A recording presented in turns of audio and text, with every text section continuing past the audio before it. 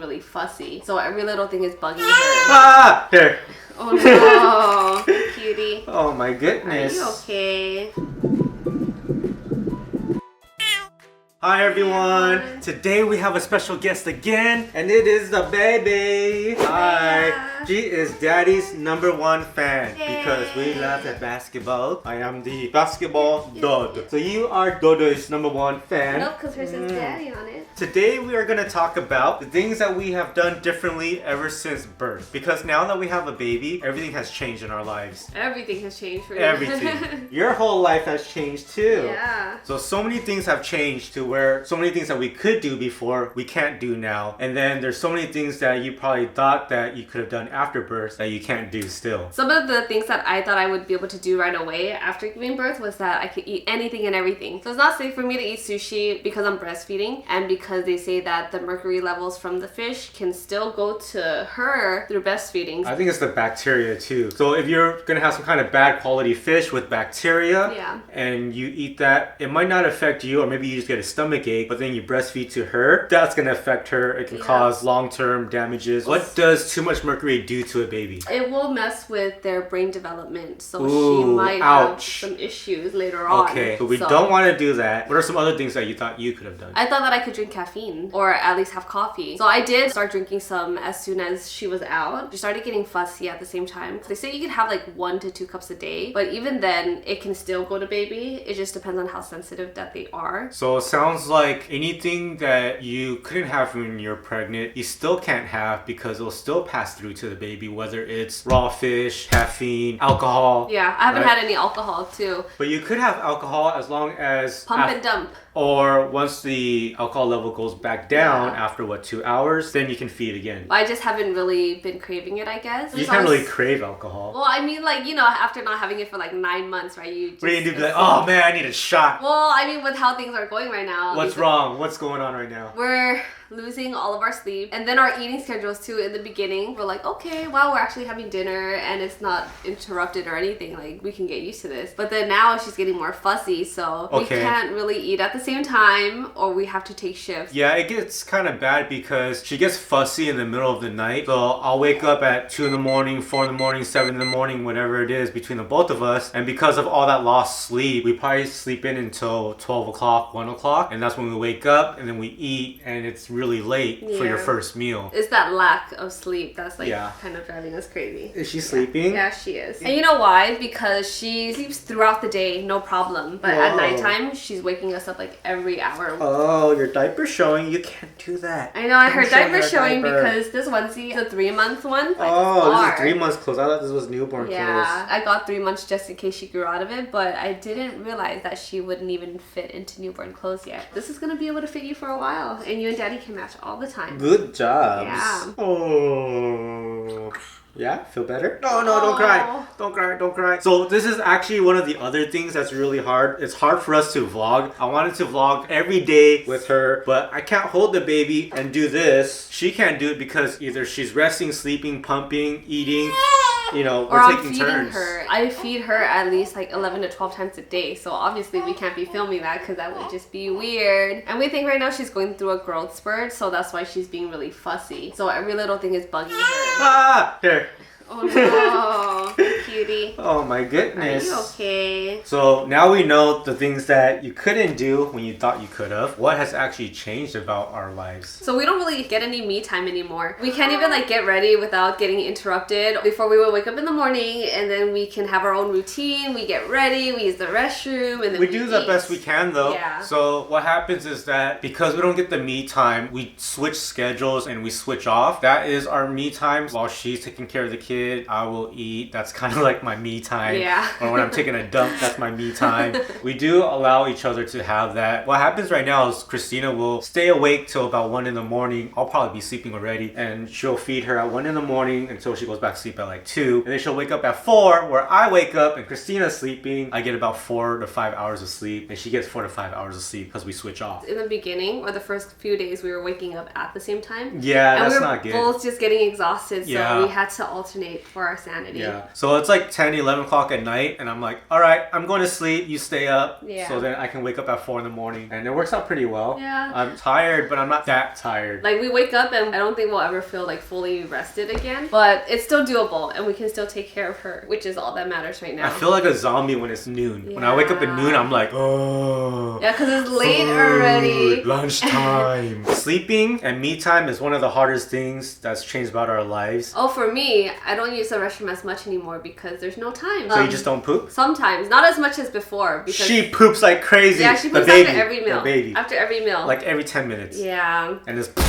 Yeah. And I guess I don't use the restroom as much either because I just always want to be around her and I always want to make sure she's okay. And I want to make sure she's not crying. Like I saw it one time I came into the room, so the bathroom door is wide open and then there's a bassinet right here and she's sitting on the toilet taking her dump with the bassinet right there watching the kid and I'm just like, whoa, what's going on? So that's how I use the restroom now. Like when he's not here or he has to go somewhere, I just put her on the bed or I put her in the bassinet and I just leave the door open so I can watch her the whole time. Yeah, the reason is I gotta run errands sometimes. I gotta buy groceries, food, or maybe go to work for a few hours. She can't really drive to run errands right now because she's recovering. So I have like 4 to 6 weeks before I can do anything really. We've taken our first walk finally a few days ago, but that's pretty much it. If we go anywhere, it's pretty much just to go see her pediatrician. What is this recovery for? For your stomach or for your JJ? For everything, for total body recovery because my body does need to rest and get better. So internally and for the hoo-ha. Yeah. That's what happens. We're a mess now. Yeah. This is the first time I've done my hair in like almost a month. I haven't cut my hair for a while. I don't know if I ever will. What? What do you mean? Well, meaning like it might be a while because now it's like everything revolves around her. So when am I going to want to leave the house to get a haircut? I'll take care of her and you can go get a haircut. I know. But then it's like you have to go back to work soon too, so it's just gonna be next me week. and her at home. Yep. I'm scared because how is it gonna be when I have to go back to work? But it's only a few hours. My work is pretty flexible. I'm not gone for 8 or 10 hours a day. But every time you leave, she doesn't sleep. When he's gone, she's up and she's crying and she's like... She misses me. She's just awake every time you're gone. She knows I'm gone. She's like, where's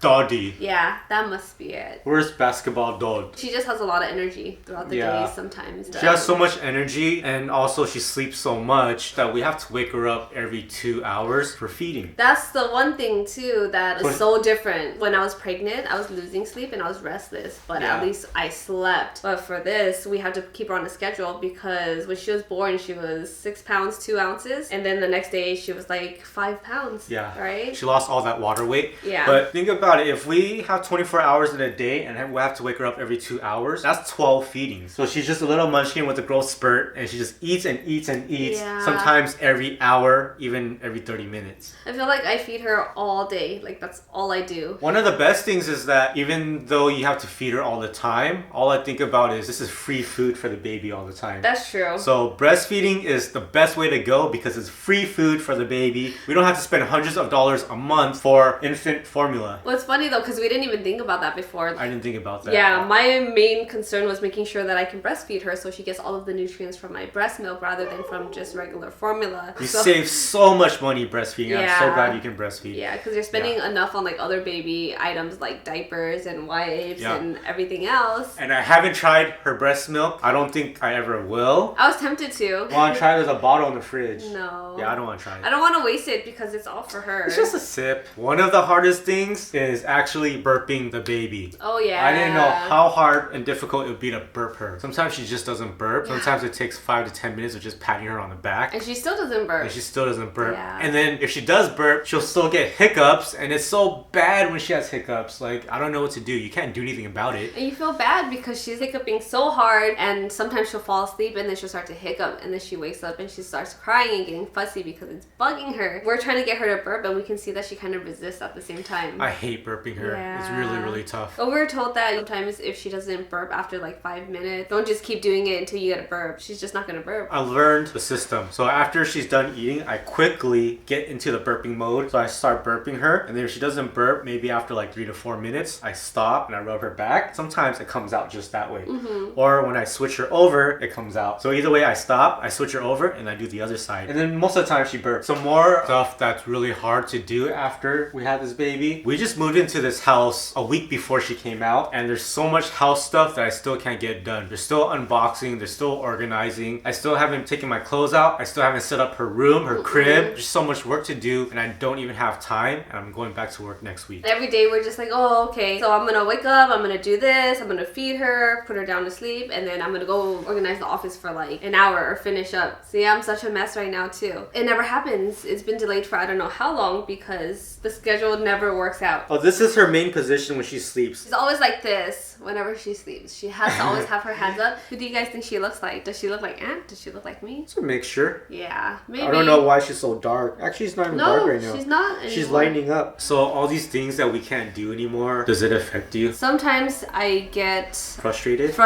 So today I saw that you were pretty frustrated because lack of sleep, and she was just being really fussy while you're breastfeeding her. Yeah. Good thing I was in a happy and positive mood because that helped you out a little bit, right? Yeah. So one word of advice for the parents out there: if one person isn't feeling well or not in the mood, make sure the other one is in a great mood so that person can feed off it and get back to normal. I think right now you're not getting any kind of postpartum depression. I think I was kind of getting worried at one point because I'm mainly just breastfeeding her. So then when I was pumping and there wasn't really like too much milk that was producing, that was making me feel like I was being insufficient. As a mother, you want to make sure that you can provide for your child. It's gonna happen. Yeah. One day it's gonna stop. I know. So whether it's tomorrow or next month or 6 months, it's gonna happen. But it's because when you're a mom, like, you're expected to do these things. Luckily, it was just one day where I wasn't able to, so maybe it was like lack of sleep, maybe not drinking enough water or eating enough, but she gets so scared all the time. Going back to what Aunt was saying too, the first night that we came back from the hospital, we went pretty crazy, and I think we almost lost it too. Communication is very important, so you should be able to talk to each other.